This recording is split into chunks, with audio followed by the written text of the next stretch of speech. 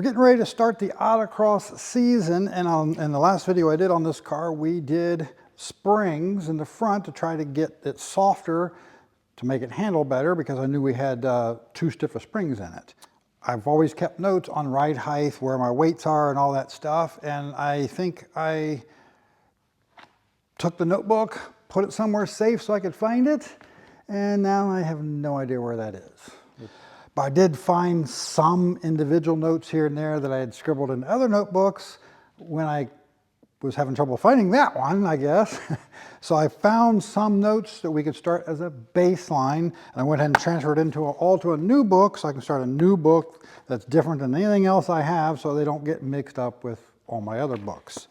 So I checked the ride height. I was running a little bit low on the left front, so I guessed a little wrong. But we went ahead and lifted it up, set it down, lifted it up, set it down several times, adjusting on it. Got it to where it's pretty close now, but it's really hard to get it to settle in at the same way every time, just bouncing it. You kind of have to go drive it to get it settled and to know that it's sitting right where it's going to be at. So I think it's going to be close enough to go ahead and get it up, put it on the scales, and see what we've got and start adjusting from there. Now, I don't have as much fuel in it as I thought I did, so I'm going ahead and leaving the spare tire in the back to make up for that difference, because that's about the same weight as the amount of fuel that's missing out of it right now. I have always weighed this thing with 3/4 of a tank of fuel in it, just for consistency. And if I have 3/4 of a tank of fuel in it, I'm not carrying a full load of fuel, but it's not sloshing as bad as if it was on, say, half a tank or something. So that's generally what I run at. I prefer not to be lifting it up and setting it onto the scales because, like I said, the car doesn't always settle exactly as it will be after you've driven it, and that's how you want it on the scales.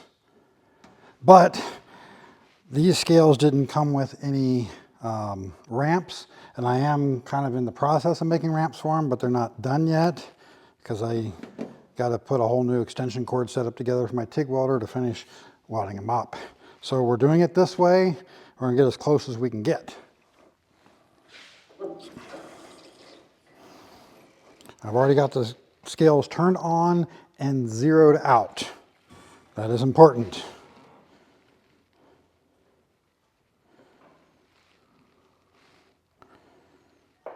Now, as it sits now, we are nowhere near where it's supposed to be. We can push down and see how much it goes down.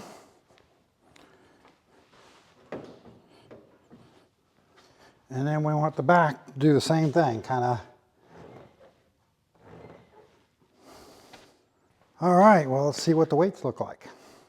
So here's what we got right now. Total weight, 2141. I thought my car was closer to 2100 even from my memory, but at my age, memory isn't always as accurate as it used to be. So we're pretty even across the front right now without me in it, and actually pretty even across the back. And overall, not too far off as far as percentages, but we can tweak on this a little bit and make it even better.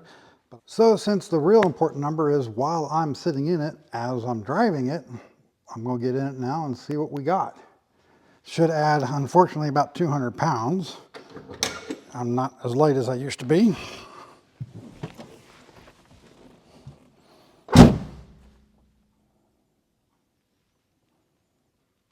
So I went ahead and took the spare tire out just to kind of see how much it weighs.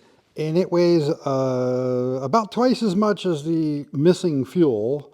So we need to put some other weight back in there to simulate more like 18 pounds of fuel, not 40. And try our numbers again. Well, I went through the car and realized I still had a few things laying in the car that aren't normally in there, like my fire extinguisher and a couple other things. After getting all that out, this is where we're at, which is where I thought the car was actually at without my weight stack in it, which is not currently in it. Because I've always ran a little bit of weight in the right side to help balance it out and get some more towards the front, because it sits in front of the front seat. So we'll add the 18 pounds to the back, And then we'll start playing with suspension height, tweaking around, and maybe putting that weight back in front of the seat and see what we end up with. Okay, so after putting about the right amount of weight in the trunk to simulate the amount of fuel that's missing properly, here's where we are, 2120, and we're actually coming in at pretty much right on 50% left side weight, 50% right side weight, 50% front, 50% rear without me in the car. I'm probably going to end up putting the weight stack back in the right front and then playing with ride height to make it better while I'm in the car. So I've been sitting there playing around with this thing for a little bit, and I've been tweaking and adjusting on it, trying to raise and lower the coilovers by, say, a turn at a time here and there, see what kind of weight's moving around, and it's just not making any noticeable difference. You know, enough to stay within what you would call the error within the scales from just lifting it up and setting it back down. You know, I'm moving weight around by 2-3 pounds maybe, and that's it. So then I said, well, just rather than trying to do all that, I got this 1/8 inch UHMW plastic here, just throw it under each tire, all 4 tires, and see what it does to kind of sort of represent raising and lowering each corner by 1/8 of an inch. And once again, just wasn't seeing any real movement at all. And then I played with my weight stack, put it back in, moved it around, moved it forward and stuff, and wasn't really seeing the kind of changes I thought I should be seeing. So at that point I said, you know, I need to stop and think about this for a minute. So I actually looked at the numbers and started really calculating things. And this car's always had a little bit of wedge in it. And wedge means your cross or your cross weight. And when you have wedge in it, it means you got more weight across the right front and left rear diagonally than you do than the left front to right rear. And this thing's always had a little bit, somewhere my total weight was always like 51.5 with me in the car. So like 1.5% wedge. And now we have reverse wedge in it. I got more weight going from the left front to the right rear than the other way. And so that's kind of odd.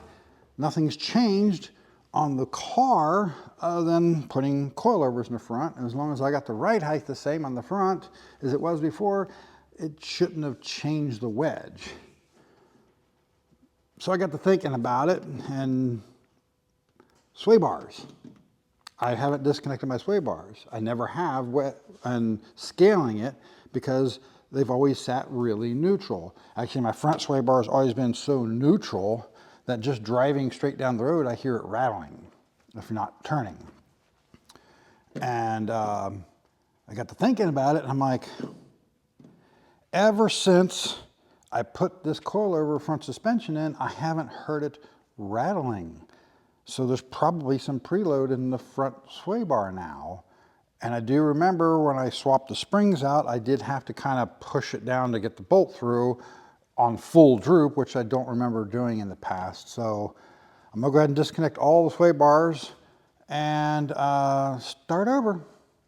See what we get from there, and if we get what we need out of it, then I'll have to look at how to set the sway bars back up neutral again, because at the moment, I don't have any adjustable end links.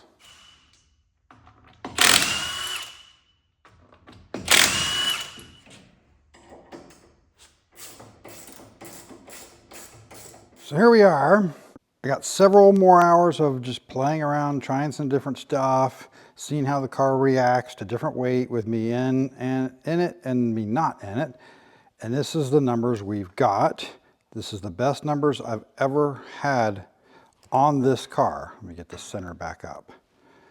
So with me in the car, my total weight is 2334, and we have 20 pounds of ballast up near the right front of the car. Left fronts have 602 pounds, which is 25.8% of the weight. Left rear is 610 pounds, which is 26.1% of the weight. Forgive my handwriting here. I really should have been a doctor.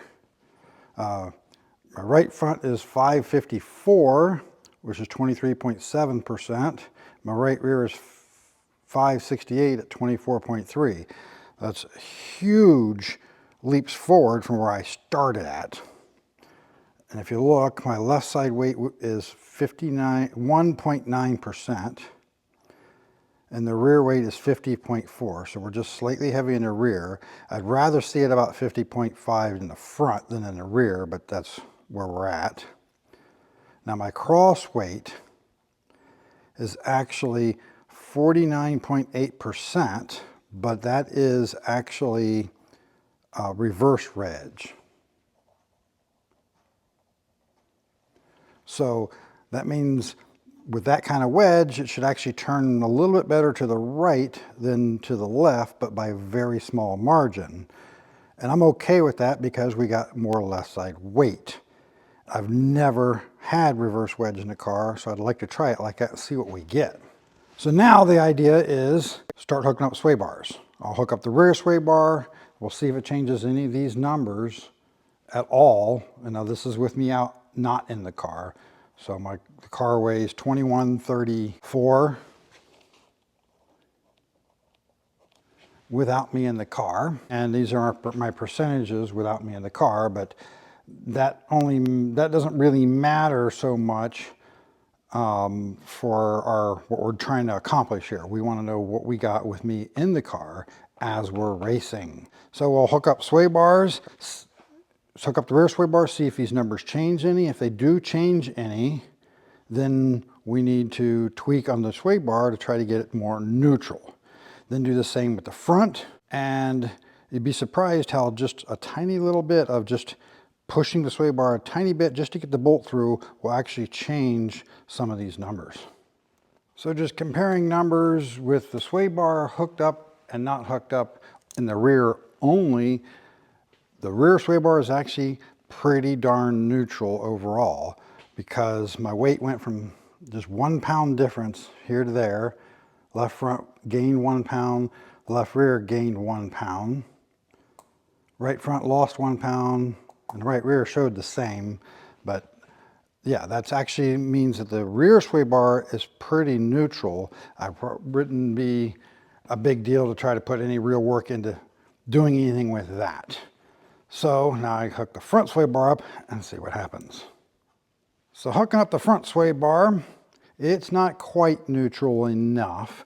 Just sitting still, it's actually more neutral than I thought it was. But when we look at it with me in the car, we gained 6 pounds on the left front, but we lost 7 pounds on the right front. We lost 4 pounds on the left rear and gained 5 pounds on the right rear. So the front sway bar, we need to make some minor adjustments to get it to sit neutral while I'm in the car. And I'm pretty sure, I think I know which way we need to adjust it. I now just need to figure out how I'm going to do it exactly.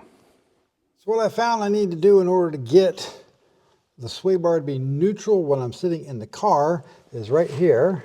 Had to put some shims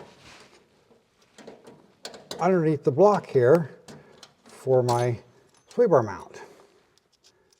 I was playing with these thin washers, putting one at a time in there until we got it neutral. So I got to put that much thickness of a shim under here. Now effectively, we're preloading the bar with the car sitting neutral. But when I sit in the car, the bar becomes neutral because the ride height changes on the driver's side. This is accounting for that. So that's how we can adjust it without actually using adjustable links here. Because then I got to spend more money on the car, and I've always done this thing on a budget. So if I can make a shim, we'll do it that way. Yeah.